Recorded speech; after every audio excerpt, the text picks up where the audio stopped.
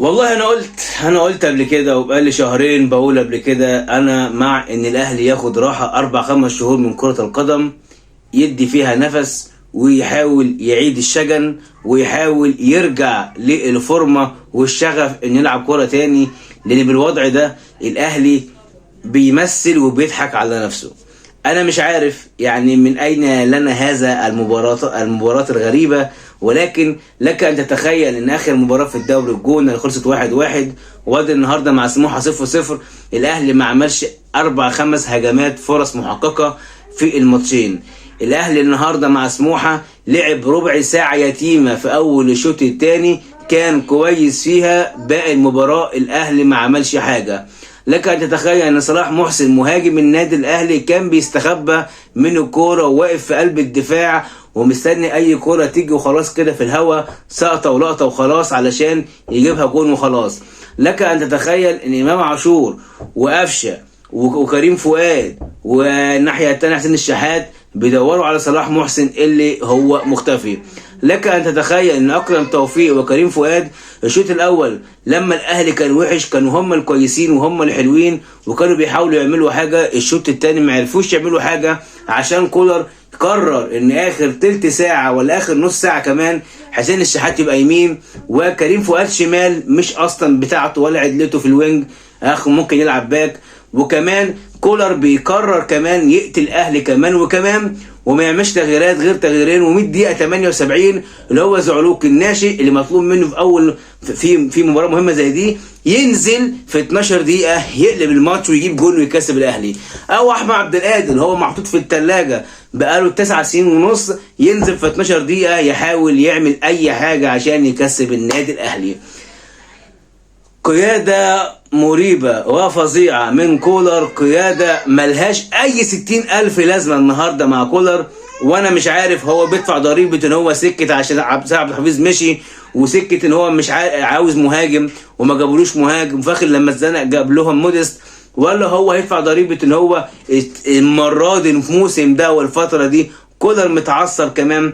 كولر يصيبه بعض الغرور، وكولر اتظلم بسبب إدارة النادي الأهلي اللي ما عرفتش تجيب مهاجم كويس وقوي علشان يلعب مع خطة كولر. كولر هيحاسب في الآخر على مشاريبه زي ما موسيماني اتحاسب على مشاريبه، وفايلر هو الوحيد اللي هرب لما الكورونا حصلت والكلام ده. مباراة عبيطة لأنها من أول 5 دقايق أنت عارف إن المباراة سهلة، من أول 5 دقايق أنت فاهم الليلة كلها هو جون هيجي، سموحة هيتفك، هتجيب التاني في التالت، ولكن انت اصلا مش عارف تعمل فرصة، مش عارف.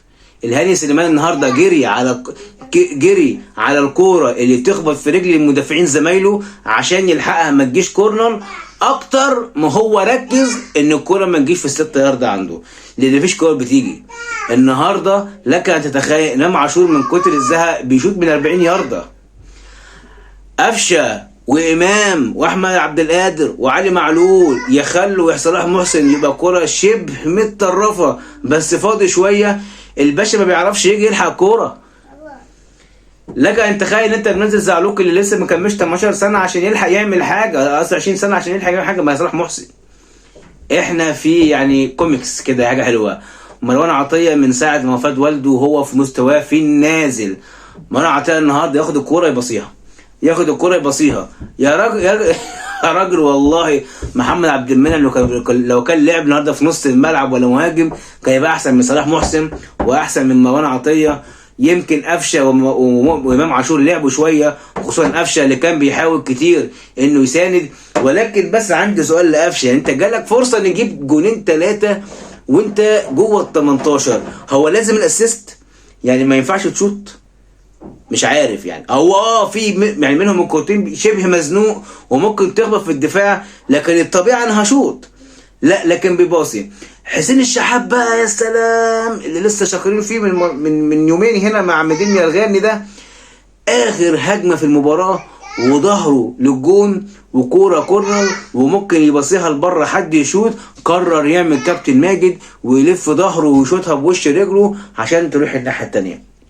مصلحه الاهلي تعادل، الاهلي 14 نقطه وبيراميدز 16 نقطه، والاهلي ليه مباراه مؤجله لو كسبها يبقى 17 ويبقى الاول على بيراميدز بفرق نقطه، ومصلحة ان كل اللخبطة دي تيجي في اول الموسم، عشان لو عاوزين يلحقوا حاجة يلحقوا يعملوها، عشان يناير جاي، وعشان انا عارف الاهلي ما بيعملش صفقات قوية الا لما بيتزنق. طب اديك سعادتك مزنوق اهو، كاس عالم وادي دوري ودوري ابطال افريقيا، اتفضل بقى عيش.